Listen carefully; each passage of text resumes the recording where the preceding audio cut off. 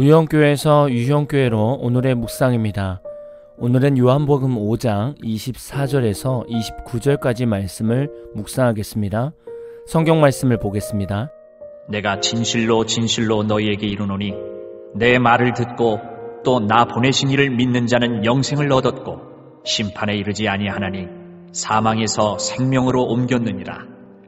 진실로 진실로 너희에게 이르노니 죽은 자들이 하나님의 아들의 음성을 들을 때가 오나니 곧 이때라.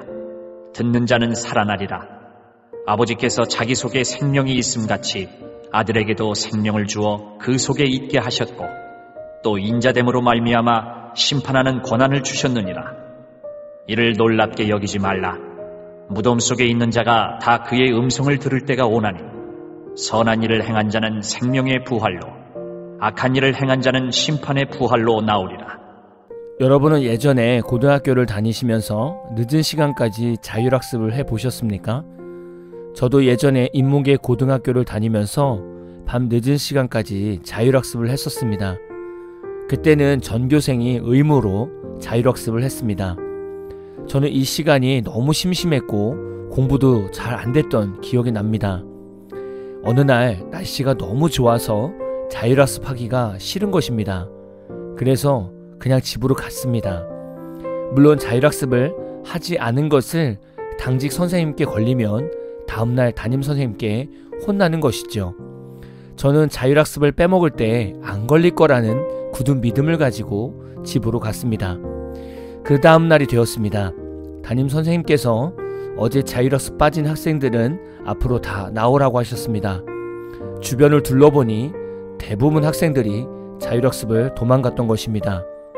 저만 날씨가 좋았다고 느낀 것은 아니었나 봅니다.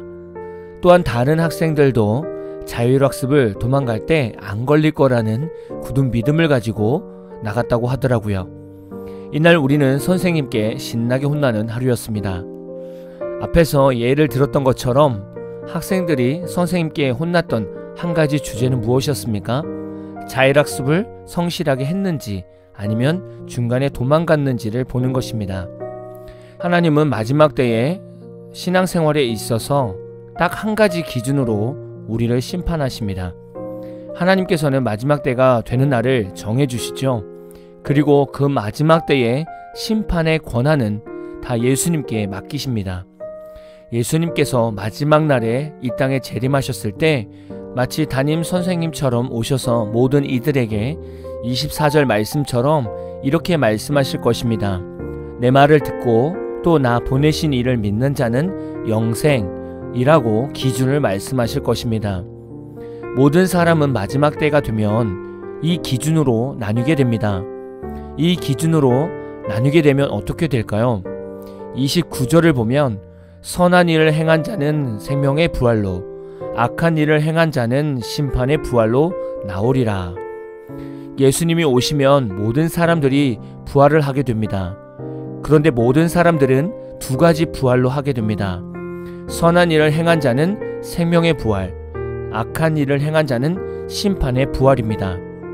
여기서 말하는 선한 일과 악한 일은 다른 사람들을 도와주고 어려운 사람을 돈으로 도와주는 도덕적인 선한 행동과 다른 사람을 미워하고 괴롭히고 살인하는 도덕적인 악한 행동을 말하는 것이 아닙니다.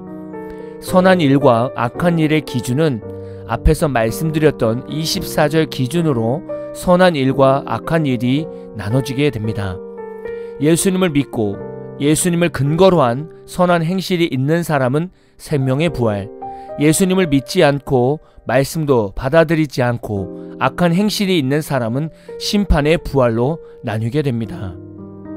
어떤 사람들은 예수님을 믿지 않고 도덕적으로 착한 일을 하면 구원을 얻고 천국에 간다고 믿는 사람들이 있습니다. 기독교에서 이것을 인정하면 다원주의가 되는 것입니다. 천국으로 가는 구원의 길이 어디서든지 열려 있다는 개념은 다원주의를 말하는 것 아니겠습니까?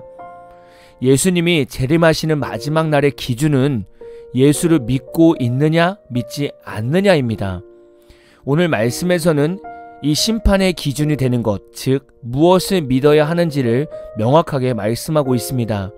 24절에 보면 첫 번째, 예수님의 말씀을 듣는 것입니다. 성경은 모두 예수님에 대해 말씀하고 있죠. 구약은 오실 예수님, 사복음서는 오신 예수님, 그리고 다시 오실 예수님에 대해 전하고 있습니다. 날마다 성경을 읽고 묵상하고 기도하면서 예수님께서 오늘 나에게 주시는 말씀을 들어야 합니다. 이 말씀이 여러분 삶에 들리게 하려면 요한계시록 3장 20절 말씀의 신앙 상태가 되어야 합니다. 요한계시록 3장 20절에 보면 볼지어다 내가 문 밖에 서서 두드리노니 누구든지 내 음성을 듣고 문을 열면 내가 그에게로 들어가 그와 더불어 먹고 그는 나와 더불어 먹으리라. 예수님께서 우리의 마음을 날마다 두드리고 계십니다. 성도들에게는 설교 말씀과 성경 통독을 통해서 두드리고 계시고 불신자들에게는 전도를 통해서 마음의 문을 두드리고 계십니다. 예수님을 처음 믿을 때는 말씀이 귀에 잘 들리지 않습니다. 그런데 말씀을 들을 때 해야 할 일은 마음의 문을 열고 설교 말씀을 경청해야 합니다. 또한 성경을 읽을 때에도 마음의 문을 열고 성경을 읽어야 합니다.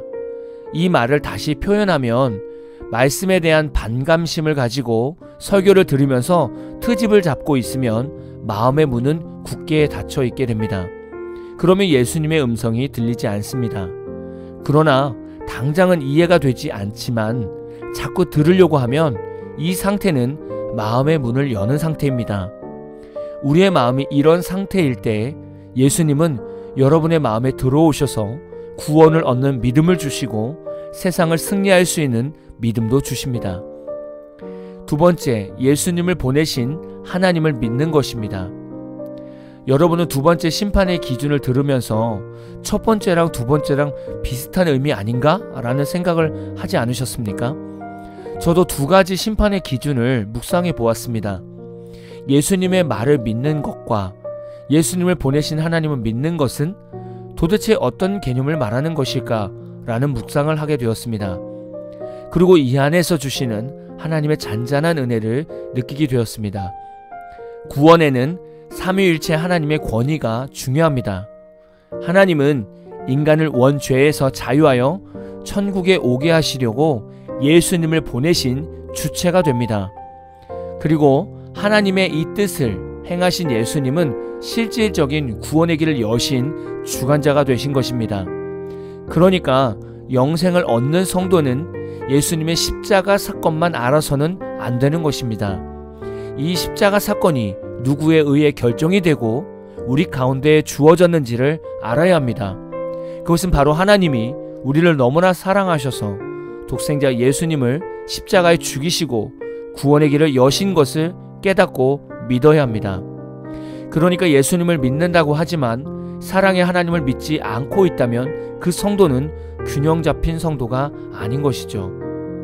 두 가지 균형이 잡히지 않으면 내 죄를 해결받는 것에는 익숙한 성도가 되겠지만 다른 사람을 먼저 사랑해주는 성도는 안 되려는 것과 같습니다. 이런 모습은 온전한 구원을 이루는 성도가 아닌 것이죠. 앞에 두 가지 심판의 기준을 다 믿지 않는 불신자들은 당연히 심판의 부활입니다. 여러분은 예수님의 말씀을 믿으십니까? 그리고 예수님을 보내신 하나님을 믿으십니까? 이 두 분을 믿게 하는 성령님이 여러분 안에 거하고 계십니까?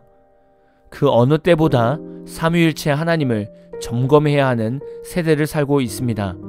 오늘 말씀을 통해서 다시금 삼위일체 하나님을 점검하는 하루 되시기를 진심으로 축복합니다. 오늘 마무리 찬양은 김석규님의 나는 믿노라 라는 찬양입니다. 찬양 후에는 잔잔한 연주곡이 있습니다. 말씀을 생각하면서 기도하는 시간을 가져보십시오.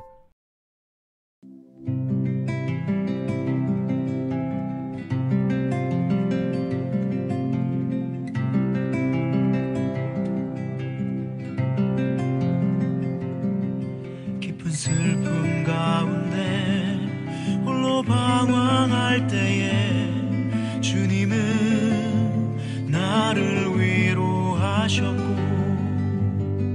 힘든 세상 일 속에 지쳐 쓰러질 때도 주님은 나를 인도하셨네. 나는 믿노라 하나님이 함께 하심을. 나는 믿노라 하나님이 함께 하심을. 나는 믿노라 하나님이 나와 함께 하심을. 나는 믿노라. 깊은 수렁 속에서 혼자 울부짖을 때 주님은 나를 건져내셨고, 죄악된 세상으로 다시 달려갈 때에 주님은 돌아오라 하셨네. 나는 믿노라 하나님이 함께 하심을. 나는 믿노라 하나님이 함께 하심을. 나는 믿노라 하나님이 나와 함께 하심을. 나는 믿노라.